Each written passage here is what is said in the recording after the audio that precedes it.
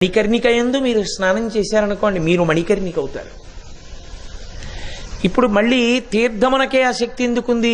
నిన్న మీతో నేను మనవి చేశా, అంగీరసులు ఇక్కడ యజ్ఞం చేసి వాళ్ళ దీక్షని తపస్సుని వాళ్ళు తీర్థముల యందు ప్రవేశపెట్టి స్వర్గలోకానికి వెళ్ళిపోయారు. అది ఇప్పటికీ అలా ఉండిపోయింది.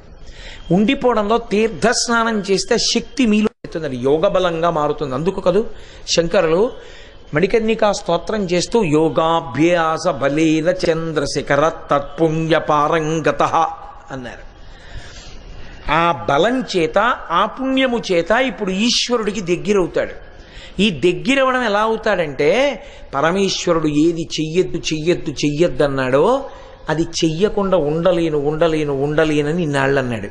ఇప్పుడు చెయ్యకుండా ఉండగలను అంటాడు.